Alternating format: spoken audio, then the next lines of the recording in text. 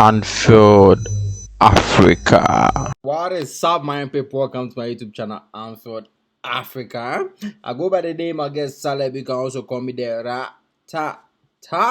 Kindly do want to subscribe to this YouTube channel if today is your first time here and turn the post notification bell on in order to get notified anytime I post a new video. All right, heading straight into the weekend game, Liverpool versus Manchester City. It's a first versus second kind of battle, and it's not easy anytime we're facing Manchester City. It's a very big game, huge game for us. So I'm here to give you my predicted starting line and my predicted goal scorers and my predicted score line as well. All right, so the players have returned from their various international duties, and they had training session today in the afternoon, so they are all fit. Konate is back, Gravenberg is back, Curtis Jones is back. The injury list keeps on shrinking, because now the injury list is about three senior players, right? Three senior players, namely Andy Robertson, Thiago Alcantara, and Stefan Bajcetic. So the injury list keeps on decreasing, which is a good news and clear indication we are back on track, right? So let's head straight into the game, which is coming off early, which is early kickoff. Liverpool and their early kickoff shit. So early kickoff 12:30 p.m. 12:30 p.m. at the Etihad Stadium in Manchester.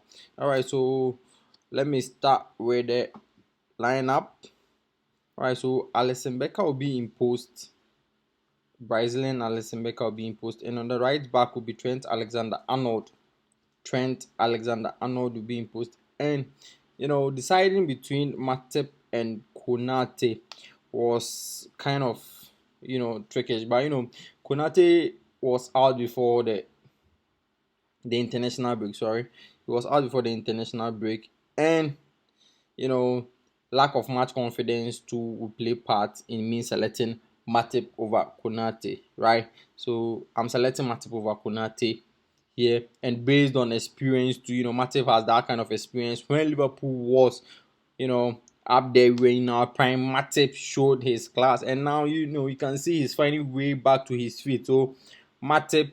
I'm going Matip over Konate. That's the reason for me choosing Matip in this kind of match, right? And going in, we have our skipper, Virgil van Dijk, back to his form. He's back into his dribbling form, and he's doing massively well. So I'm going for Virgil van Dijk pairing with Matip. That two combination will be very tight when you face Manchester City. And on the left back, you have Costa Simicas. I kind of think Klopp will be using Gio Gomez for this position, but I guess the best fit is Costa Simicas. Costa Simicas of late has been making some errors leading to goals, but still I think he has earned his right to play that position, and we've seen it from the previous season that he's capable of doing performing his best.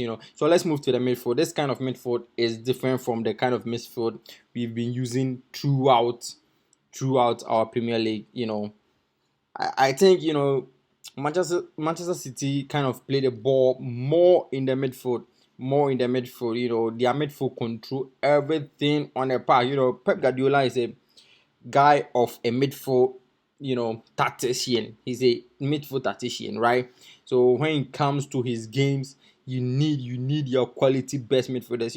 Watching Chelsea's game, you could see clearly Chelsea won the midfield that made Manchester City break loose of some of their 1v1s and their second balls, right? So I'm kind of crowding this midfield, and I think Klopp will do exactly the same as I'm thinking. It's a kind of four midfielders in a square shape where every part, we don't want Manchester City to be using more of the half spaces, right? More of the half spaces. Manchester City has been using more of the half spaces, crowding their players in angles where you find yourself wanting. So I think this time around, Klopp is gonna stick. He's gonna play high intensive in our midfield. Going into this game. So in the midfield, we have 2-2 in the midfield, with forming a box shape. So there will be a double pivot of McAllister and Endo Wataru. That's just in front the back line, just in front. They'll be in front of the back line, destroying passes, intercepting passes. Those two will be the pivot. That's the role,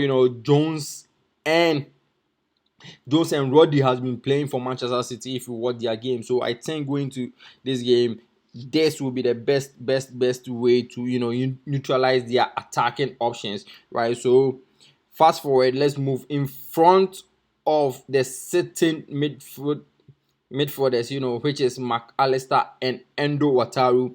We move up, up. We serving as a defensive shield.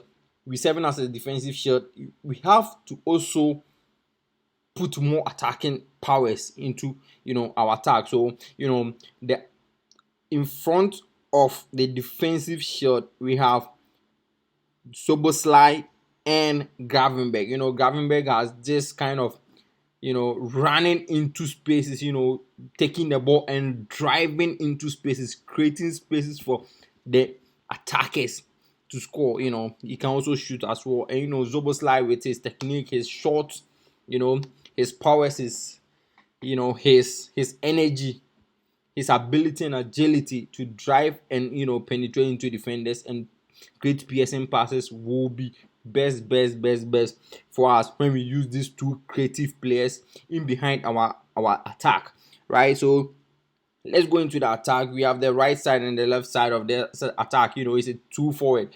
So the right side will be Mohamed Salah, and on the left side of the attack will be Darwin Núñez.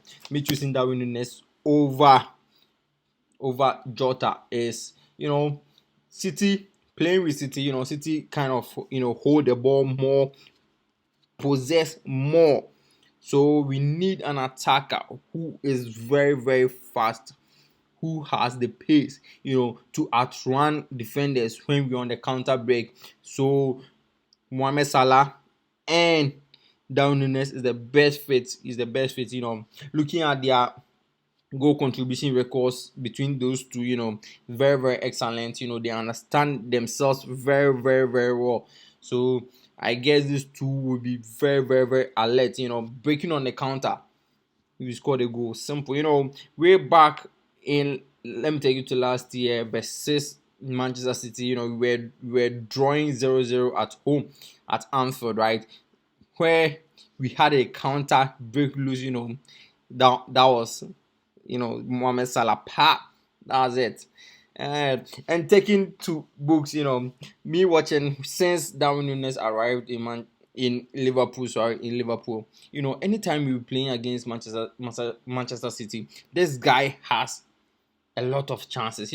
I don't know whether you guys have noticed that one.